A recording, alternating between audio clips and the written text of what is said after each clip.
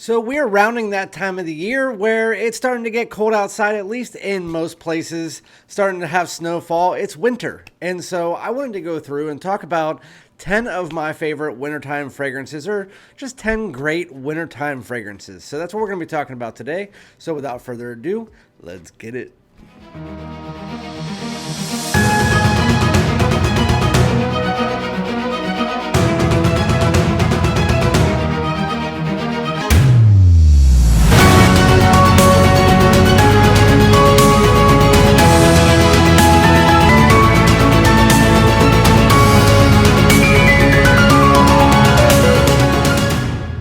What's good, my great smelling dudes? Welcome back to my channel. My name is Randy, aka Fragrance Dude, back at you talking about some wintertime fragrances.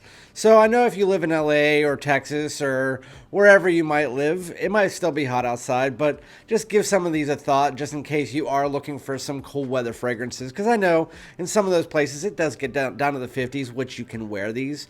But before we get into those fragrances, make sure if you're not already, hit the subscribe button. Everybody hit that like, and then also comment below. Let me know some of your favorite wintertime fragrances. So again, today I'm going to be talking about 10. When you're talking about winter fragrances, you're talking about those vanillas, you're talking about those ambers, and so a lot of those are going to contain those notes. With that said, I'm going to start out with this one. This one came out 2 years ago. I was the first one to review it on YouTube, not that that matters, but it is by Tom Ford. It is Cherry Smoke. This is one of my favorite cherry fragrances, if not my favorite cherry fragrance.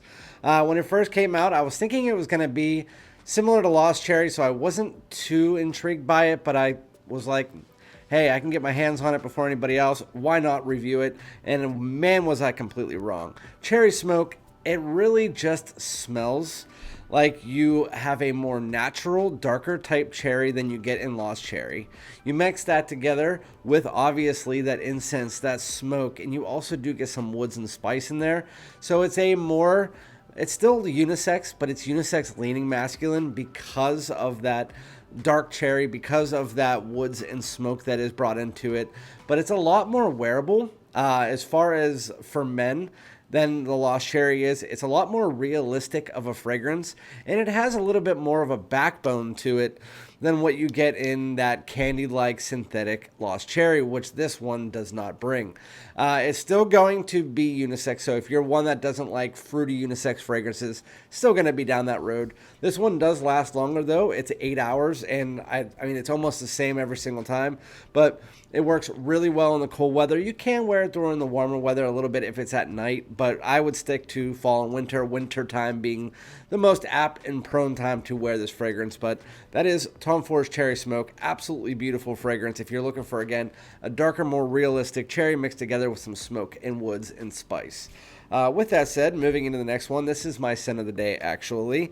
There's a few from this line that you can put as the winter. You could go with the original Most Wanted. You could go with Wanted by Night, which is more for fall, but this one is definitely the best. This is Most Wanted Parfum as far as for the winter.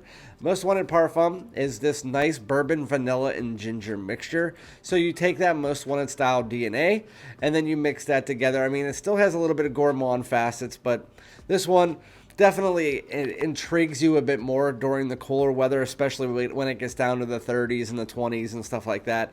The bourbon and vanilla brings this richness as well as this kind of like, almost like effervescent pop, but a warmer like ginger that brings that effervescent pop. And you mix that together with, again, with the bourbon vanilla. You get some spices, a little bit of amberwood underneath there. And then you get a little bit of a powdery tone that you get from the original Most Wanted. But it's sweet, but also it's familiar, and it's very, very nice. It's very mass appealing. Definitely one of the best ones in the Zara Most Wanted or Wanted line. I would say this and the original Most Wanted are probably my favorite, along with Wanted by Night. But that is Most Wanted Parfum. Goes great in the snow and the cool weather, whatever you're looking at. Going into the next one, and this is probably the best amber fragrance in existence, in my opinion. Very simplistic fragrance, but it smells almost like you could make like realistic amber. But it's amber, vanilla, and lavender. This is by MFK or Mason Francis Kirkjohn, and it's Grand Soir. So there's a lot of clones of this out there, but nothing matches to this original. Not sure what they did with this blend to make it like that, but there is literally like the most beautiful mixture of vanilla, lavender, and amber that just comes together to be super smooth, super warm, really, really nice, realistic vanilla. It's almost like a vanilla bean. And then the lavender just adds a nice little tinge to the fragrance, and I really, really love it. But it's a nice equal parts amber, equal parts vanilla. I know I call it the best amber fragrance because it does really come across more of an ambery fragrance the way that it's mixed together. But overall, Grand Soir, it's one of those cuddling fragrances. I don't wear it that much because I find it a little bit situational. And my wife isn't a huge fan, but I can tell you, I don't really care what she says in this situation. Grand Soir is fantastic. It's a 9.5. It's one of the fragrances that got as close as I can get to a 10. If you haven't tried this out, I 100% recommend it. And John Carlo, if you are watching this, I will get you a decant out soon. You just have to get me your address. So anyway, going into the next one. So to me, this is one of the most wearable vanilla fragrances. It has been for a while, and then they released a newer version of it, which I like, but it's a little bit more spice and woods, while this one relies more on this kind of like clean floral vanilla. This is Tom Ford's Noir Extreme. And Noir Extreme, it starts out with the spice and woods. It's very weird. Usually you get the spice and woods as you get to the dry down, but in this one, you get this kind of like floral spicy woodiness in the top with a little bit of this elegant vanilla underneath it. But that quickly changes after about 3 to 5 minutes when that vanilla really starts to stick. And you start to get the vanilla mixed together with a little bit of a floral undertone. And I just can't explain the vanilla in this fragrance. I've been trying to for a while, outside of just saying it's a very elegant vanilla that you don't smell in any other fragrances.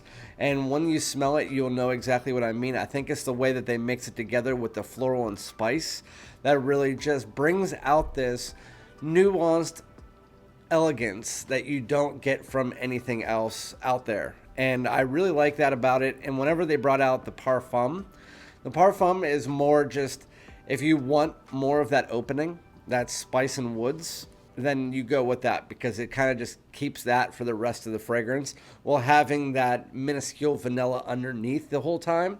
But with that said, Tom Ford's Noir Extreme, very beautiful fragrance. And again, it's about 8 to 10 hours. Pretty much any of the ones that I've mentioned so far, you're going to get at least a half a day's worth of wear out of them. And now that I think about it, 1, 2, 3, 4, 5, all but one are really in that ballpark, and I'll let you know with a one just so we can get that out of the way. It's 8+ hours for all of them except for the one, which is about 7, which I'll let you know in a second, which I guess I'll just do that now. I had it lined up last, but this one can be construed for any season, and really it's a night out version of this DNA. But with that said, a lot of people call it the Vanilla Sauvage Coach Platinum. I was going to say Coach for Men Platinum, but it's Coach Platinum. And really, people aren't wrong. It has that Sauvage, like, metallic smell to it, like metallic blue. If you just combine that with a little bit of spice and this vanilla. And it has an elegant vanilla similar to that of Tom Ford's Noir Extreme. Well, again, that vanilla is completely different. The vanilla in this, it just adds, it's almost like Sauvage Parfum, how they had that vanilla in it. Well, just amp that up to be like 50% of the fragrance. Because this one, the vanilla is very noticeable, while in Sauvage Parfum, it's not. So if you like the Sauvage line, you want a nice little take on it, and you want to spend about $150 less, Coach Platinum is definitely the way to go. I think the best season of wear for it is the winter because of that vanilla. Well, again, you can wear it in pretty much any season, and it is more of a night out fragrance during that season, while it really is a signature scent in general. I just find it, but Coach Platinum, I don't mention it very often, and I figured it's such a good fragrance that it did deserve its it deserves its awards. It deserves its cookies. It deserves its credits. But I really, really like that fragrance. That is the one that lasts 7 hours. Maybe a little bit between 6 and 7. But it's still a pretty strong projector, as are most of these. And you're going to smell it in the air, and people are going to think you smell great. It's just, again, it's going down that mass appeal route. And for a lot of people nowadays, especially in the fragrance community, if you're watching this, they find that a little bit like the Macy's fragrance is a bit boring. I still don't. I still absolutely love them, but hey, it is what it is. Going into one that's not for everybody, and for me, I honestly didn't like the black pepper in it at first, but I'm starting to come around to really enjoying the fragrance. And I finally tried a discontinued version of this line, the cologne, and I absolutely love it. But this is Bulgari's Man in Black. I was on a vacation on a cruise, and we were in Amber Cove, Dominican Republic, and there was a tester of Bulgari's Man in Black cologne, and it's just literally a fresh version of this. And I was like, it literally is perfect. Love it. But it was discontinued. All they had was a tester. I tried to buy the tester. They wouldn't let me. But anyway, that's not what we're talking about. We're talking about Bulgari's Man in Black, which doesn't have that freshness. This is basically the same style of fragrance that you would get with Spice Bomb Extreme, except for this one has a little bit of iris. It has a little bit more of a smoothness, and it amps up the black pepper as far as the spice is concerned. The spices are a little bit more unique in this one, and I like this one because it's still powdery. It's still powdery vanilla for sure, but it's not as powdery as what you get with Spice Bomb Extreme. And Spice Bomb Extreme is like an in-your-face spice bomb of vanilla and spice. Well, this one is still pretty strong, but I think the blend is better, and that's why I really do enjoy this one. And this one feels like it's a little bit more wearable during the winter. It's something that you could wear to work. It's something that you could wear out on a date, at least during the winter and where I live. So where you live, it might be a little bit too much, but again, make those decisions based on where you live. So your location is definitely important when it comes to these fragrances. But Bulgari's Man in Black, again, based around black pepper and vanilla. While you do have a little bit of iris in there, it's in some nuanced, like woody tones, a little bit of like nutmeg, cinnamon, I believe is what it is. But it's a mixture and blend of spices, as black pepper is the heaviest one, and then it has a little bit of an aromatic undertone. But Bulgari's Man in Black, very, very nice. But again, it's not for everybody. You have to really like black pepper, and you really have to like that powdery vanilla. And for me, it's not my style, but I do enjoy that fragrance. So anyway, going to this one. This one is brand new as of this year. It's a very good addition to the line. While I know people either have really said that they love it or they really just don't like it. It's like they said it wasn't good enough for the line. But to me, it should have been called Pure Chocolate. This is Mugler's Amen Phantasm. I couldn't think of it for a second. But with that said, Amen Phantasm, I don't know why they changed the name, because all the other ones were like Pure Coffee, Pure Havana, Pure Wood, Pure Tonka, and like this one would have been perfect if it was Pure Chocolate, because when you first smell this, you know it's that patchouli, it's the chocolatey patchouli from the line. But you add that together with chocolate, and then what does it smell like? It smells like chocolate mixed with chocolate and chocolatey patchouli. And then you get, again, a little bit of woods, a little bit of spice, as do a lot of these ones. But the thing that this one really smells like is it smells kind of like, it has that Pure Havana smell if you just kind of took a bunch of chocolate and threw it on top of it. And obviously it's not going to be as honeyed or stuff like that, but I mean, it's really just a warm cocoa powdery smell with a little bit of that chocolatey patchouli underneath it, just adding as that base of the fragrance. And then you sprinkle in a little bit of vanilla to really just balance it out.